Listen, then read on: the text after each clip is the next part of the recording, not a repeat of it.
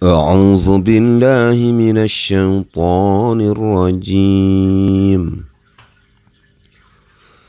يا أيها الناس قد جاءتكم موئرة من ربكم وشفاء لما في الصدور وهدى ورحمة للمؤمنين. قل بفضل الله وبرحمته فبذلك فليفرحوا هو خير مما يجمعون.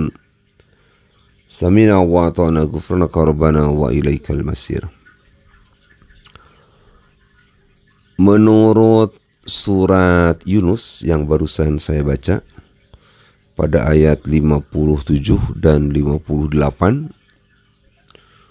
di sana Allah menyebutkan bahwa segenap umat manusia diseru, dipanggil oleh Allah dan tidak dibatasi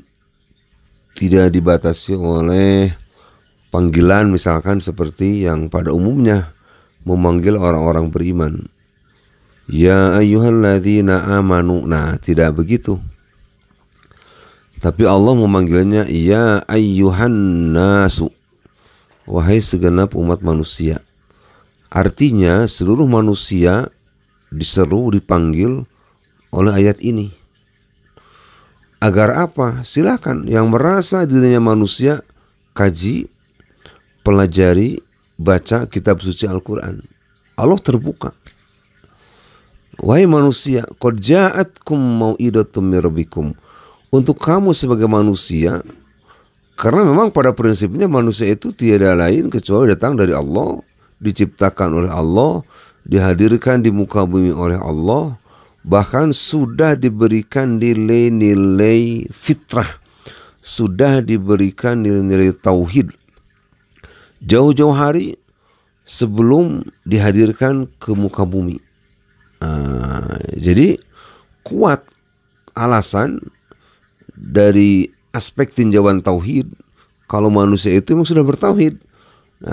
Jadi manusia sebelum hadir ke muka bumi ini sudah disumpah, dibaiat, orang Sunda bilang ditalek, ditaros gitu ya.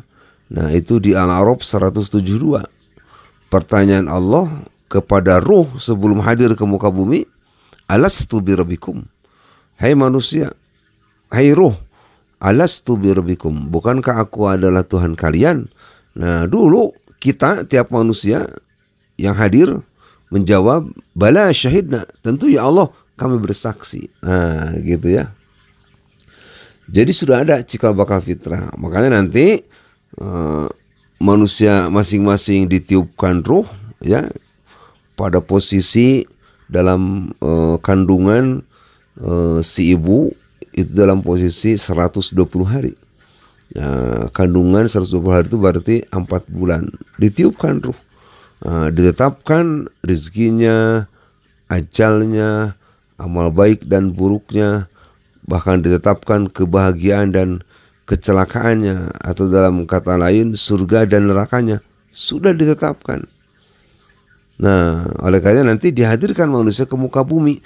Nah, dikuatkan oleh hadis dari Rasulullah sallallahu alaihi wasallam, di mana kata Rasulullah, wa ma min mauludin illa yuladu alal fitrah. Tidak semata-mata bayi lahir ke muka bumi kecuali dalam keadaan fitrah. Fitrah di sini berpotensi membawa tauhid. Al-A'raf 172, alastu birabbikum, bukankah aku Tuhan kalian? Manusia mengakui bala syahidna. Nah, oleh karena di sini pada surat Yunus ayat 57, manusia diseru karena dia berpotensi bertauhid. Ya ayuhan nas, wahai manusia, qad ja'atkum mau'idatun, telah datang kepada kalian nasihat, pelajaran min rabbikum, dari Tuhan kalian, wa syifaun, dan Quran berfungsi menjadi syifa, penyembuh, lima fis sudur, untuk penyakit-penyakit yang ada di dalam dada. Ya, penyakit apa? Kemunafikan, kekafiran, hasud, syirik, kikir, juga penyakit jiwa, penyakit hati.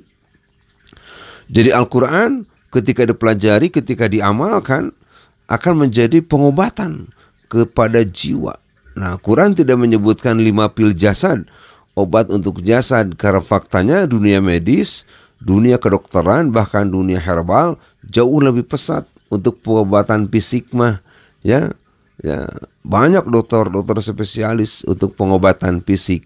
Nah, tapi Quran akan mengobati psikis kejiwaan, gitu.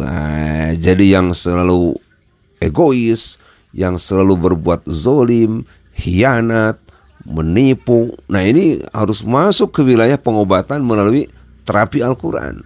Harus ngaji, harus belajar, gitu. Oleh karenanya dulu Nabi diutus di wilayah jahiliyah.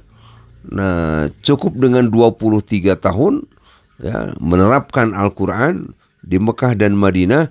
Masyarakat yang tadinya dijuluki jahiliyah, ya, menipu, berperang, ya, doyannya perang orang Arab itu, ya, berzina, judi, gitu kan ya, pertempuran antara satu suku dengan suku yang lainnya, bahkan kawin pun parah, kawin jahiliyah, di mana seorang ibu masih bisa ditikah, kalau suaminya meninggal ditikah oleh anak laki-lakinya. Itu namanya jahiliyah, riba segala rupa. Nah, tetapi datanglah Al-Quran, selama 23 tahun semua penyakit mereka yang tadinya masyarakat jahiliyah sekarang menjadi masyarakat yang berperadaban, ya, civilized society dalam bahasa modern. Akhirnya masyarakat madani, masyarakat yang berkemajuan. Setelah apa? Setelah dirubah oleh Al-Quran. Makanya Quran menjadi syifaun lima pisudur dan jadi petunjuk, wahudan, warahmatun, dan rahmat, kasih sayang, lil mu'minin, buat orang-orang yang beriman.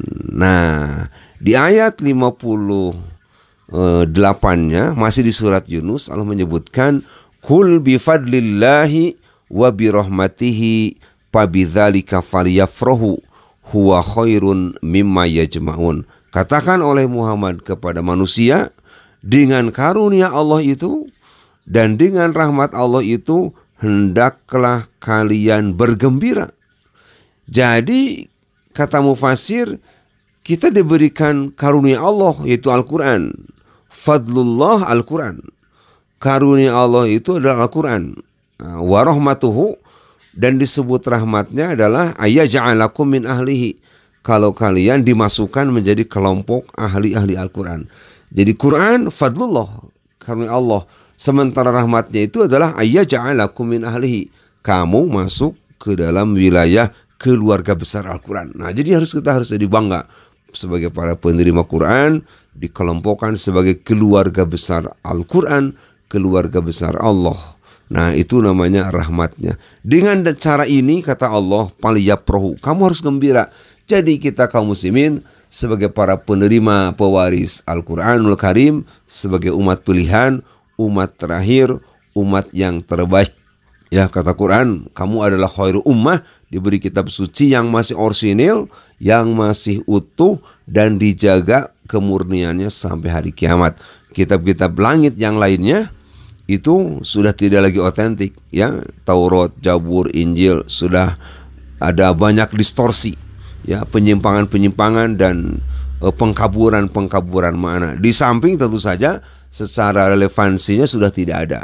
Nah, karena sekarang adalah fase masanya Al-Quran, fase masanya kenabian Nabi Muhammad Rasulullah SAW. Jadi kalau ada orang-orang Yahudi, orang-orang Kristen yang masih hidup, mereka harusnya merujuk kepada kitab suci Al-Quran, karena Quran di sana sudah meramu, ya, mengkompilasi semua ajaran Taurat, Zabur, dan Injil. Sudah ada di sini di Quran, sudah disempurnakan begitu, ya. Nah, oleh karenanya jika ingin selamat, ingin lurus, ini fasenya fase Nabi Muhammad. Ikuti Nabi Muhammad, berbaiat kepada ajaran Islam, kemudian ambil Al-Quran. Nah, Quran ini adalah khairun mimma yajma'un, kata Allah. Lebih baik dari segala sesuatu yang kalian selama ini kumpul-kumpulkan. Nah, gitu. Jadi kita dapat Quran, dikaji, dipelajari, dan kita menjadi ahli Quran, pecinta Quran. Maka kata Allah khairun mimma yajma'un di ujung ayat 58 surat Yunus ini. Kalau kita dapat karunia Al-Quran jauh lebih baik dari selama ini yang kita kumpul-kumpulkan. Kan manusia doyan ngumpulin harta. Ya, koleksi-koleksi kekayaan, koleksi-koleksi yang berbau dunia, ya, gitu ya. Termasuk mungkin ada yang sering koleksi banyak resep, mengkoleksi makanan, minuman dan sebagainya. Ada koleksi barang-barang antik, ya, ada yang mengkoleksi mutiara, intan, emas dan sebangsanya, perak. Bahkan hampir di setiap rumah manusia itu kan kesannya suka mengumpulkan, ya, kumpulin ini, kumpulin itu, sampai tempat gudang di rumahnya penuh. Oh, ini jangan dibuang karena akan bisa dibutuhkan misalkannya, ya, itu banyak. Jadi orang Sunda mah segala digunukeun lah begitu. Jadi resep gunak-gunuk gitu. Nah, kata Allah, Quran menjadi lebih baik dari segala sesuatu yang selama ini kalian kumpul-kumpulkan. Kenapa? Dunia akan ditinggalkan. Nah, jadi koleksi tentang dunia, koleksi kekayaan itu akan sirna begitu saja dan akan ditinggalkan. Sementara kita memasuki wilayah mempelajari Al-Quran, mengamalkan Quran, itu akan abadi dan selamat, bahkan menghantarkan si para pembacanya selamat dunia, bahkan selamat ke akhirat, dijamin memasuki surga Jannatun Naim. Oleh karenanya, sebagai penutup uraian singkat di hari ini, hari ketiga, ya, hari Selasa bulan Ramadan, kita harus mempelajari Al-Quran, gitu aja. Mempelajari Al-Quran, belajar Al-Quran, mengamalkan Al-Quran. Karena Ramadan tidak bisa dipisahkan dari Al-Quran. Sebagaimana penjelasan Al-Baqarah 185-nya. Syahrul Ramadan alladzi unzila fil Quran. Bulan Ramadan adalah bulan diturunkan pula Al-Quran. Jadi yang terdekat dengan saum Ramadan adalah tadarus Quran. Jadi kalau kita ngisi ngabuburit, ya, menanti maghrib, itu tetap yang terdekatnya adalah Al-Quran. Jadi banyak baca Quran, banyak tadarus Quran. Yang belum lancar baca Quran harus berusaha mampu melancarkan bacaan Al-Qurannya. Insya Allah materi kaitan ini tentang Al-Quran akan disambung besok, insya Allah. Demikian yang dapat saya sampaikan hari ini. Walhamdulillahirabbil alamin. Assalamualaikum warahmatullahi wabarakatuh.